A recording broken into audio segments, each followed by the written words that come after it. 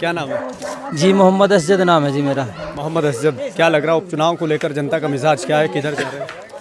भाई जनता तो ज़्यादातर असल में आज दौर है सोशल मीडिया का। सोशल मीडिया सब देखते हैं, तो सोशल मीडिया सब देख करके समझते हैं तो कौन बात करता है कौन नहीं बात करता। दरअसल में जो सदर साहब है, बैरिस्टर साहब है, वो तन्हा मुसलमानों की आवाज़ नहीं उठाते, वो दलितों की भी आवाज़ उठाते हैं, सिखों की भी आवाज़ उठाते हैं। यानी मजलूमीन, मजलूमीन का मतलब है तमाम मजलूम, जितने भी मजलूम लोग होते हैं वो तमाम मजलूमों की आवाज़ उठाते हैं। तो इसलिए लोग उनसे जुड़ रहे हैं और उनकी क्या नाम साथ कंधे से कंधा मिलाकर चल रहे हैं। और मैं आज यहाँ प्रोग्राम था, मैंने उसमें देखा यानी इतनी हमदर्दी से और इतनी क़ुव्वत के साथ उन्होंने प्रोग्राम किया है। जो वोटर है ओवैसी साहब के, यानी जो यहाँ से प्रत्याशी है अरशद राना साहब, मैंने देखा वो वोटर नहीं है, वो वर्कर है। एक एक बंदे के अंदर इतना जज्बा मैंने देखा, इतना जज्बा देखा। यानी अब से पहले, यानी मेरी जब से मैंने होश संभाला है, जितने भी चुनाव हुए हैं, मैंने ऐसा जज्बा किसी के लिए नहीं देखा जितना जज्बा मैंने ओवैसी के लिए देखा है। वजह, आवाज़ उठाता है तमाम मजलूमों की, जो भी मजलूम होता है उसकी आवाज़ उठाता है। और मुसलमानों के ताल्लुक़ से अगर मैं लूँ, यानी अभी हमने सीटें जिताकर भेजा है अखिलेश यादव को 37 सीटें। वक्फ बोर्ड का जब मसला आया, वक्फ बोर्ड की ज़मीनें तनहा हमारे पास नहीं है, दूसरों के पास भी है, लेकिन वक्फ बोर्ड का जब मसला आया तो सब ने उंगली अपने यहाँ दबा ली और कोई बोलने के लिए तैयार नहीं है। रहा मसला मुस्लिम सांसदों का, मुस्लिम सांसदों का मसला क्या होता है, उन्हें दिया जाता है एजेंडा कि तुम्हें विधानसभा में या लोकसभा में सिर्फ ये बातें करनी है, इसके खिलाफ तुम कुछ नहीं बोल सकते। वो हो गए गुलाम। जब मैं यहाँ क्षेत्र का विधायक हूँ या मैं यहाँ का एमपी हूँ, तो यहाँ का जो दुख दर्द है वो मैं समझूंगा ना।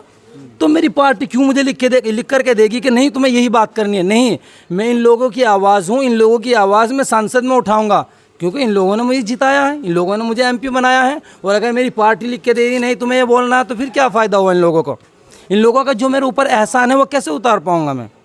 लेकिन अभी समाजवादी के कार्यकर्ता यहाँ से गुजरे हैं, वो कह रहे हैं कि ओवैसी भड़काऊ भाषण देते हैं, कोई एफआईआर नहीं होती। ये संविधान के एतबार से पूरा लगभग पूरा हिंदुस्तान, क्या अभी अभी एक जो लिस्ट निकली थी वर्ल्ड में टॉप 10 में बंदा निकला है, वो संविधान के दायरे में रह करके जो बात वो करता है उसके अलावा कोई नहीं करता। दुनिया भड़काऊ भाषण दे रही है, उसके बारे में तो कोई भी नहीं कहता। पूरी कितने लोग हैं जो भड़काऊ भाषण देते हैं, उनके बारे में कोई नहीं कहता। बस फ़र्क इतना है, बात तो तमाम मजलूमों की करते हैं। वो ज़्यादा जो जुल्म हो रहा है वो मुसलमानों पे हो रहा है, ज़्यादा बात उनकी करते हैं, तो लोग ये समझते हैं कि वो फ़कत मुसलमानों की बात करते हैं। ऐसी बात नहीं है, कहीं दलित पे जुल्म होगा तो वो उनके बारे में बात करेंगे। संविधान के दायरे में रह कर के बात करते हैं, इसलिए उन पर मुकदमे नहीं होते। हमें दिखा दो, सोशल मीडिया है, सबके पास मोबाइल है, हमें दिखाओ कि यह फला ये भड़काऊ भाषण है और उस पर केस होना चाहिए, दिखाए कोई? ये तो सब कहते हैं कि वो भड़काऊ भाषण देता है, लेकिन जब हम कहते हैं कि अपना मोबाइल निकालो और वो भड़काऊ भाषण दिखाओ जिन पर उन पर एफआईआर हो जाए, लेकिन कोई भी नहीं दिखाता, उस पर सब चुप हो जाते हैं। एक चीज़ और है, अभी वो कह रहे हैं कि जैसे अतीक अहमद को ठुकवाया, उनको ठुकवा दिया, इस तरह की बातें कर रहे हैं।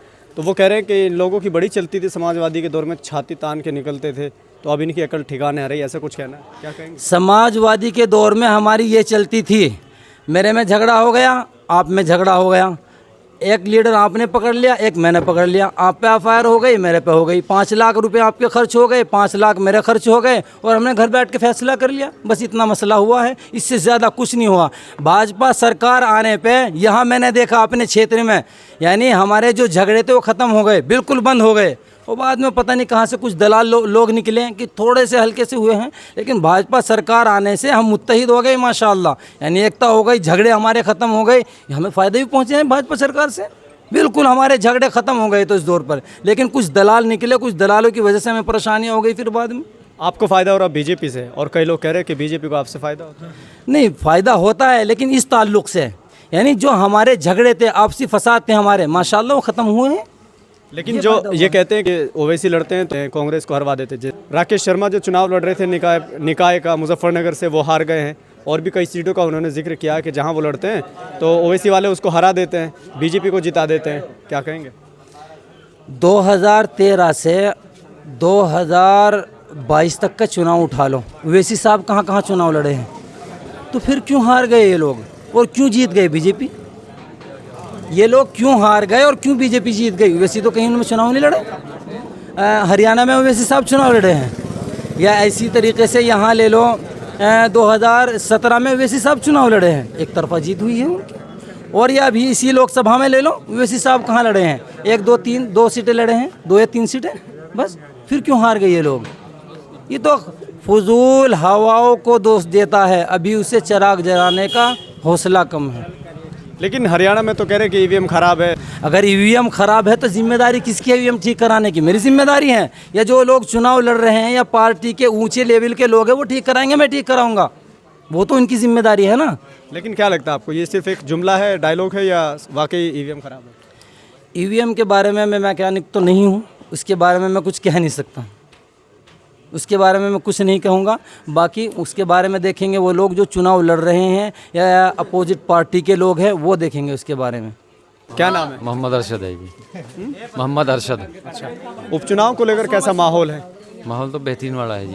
किसी तरह, किसके लिए बेहतरीन? उड़ रही है जी। पतंग उड़ रही है। कई लोग तो कह रहे हैं कि यहाँ बीजेपी जीत जाएगी। बीजेपी तो हमने पहले भी जिताई है। हमने लोकदल का जो कैंडिडेट आया था, गठबंधन प्रत्याशी चंदन चौहान, हमने उसे वोट दिया था, वो बीजेपी गोद में जाकर बैठेगा।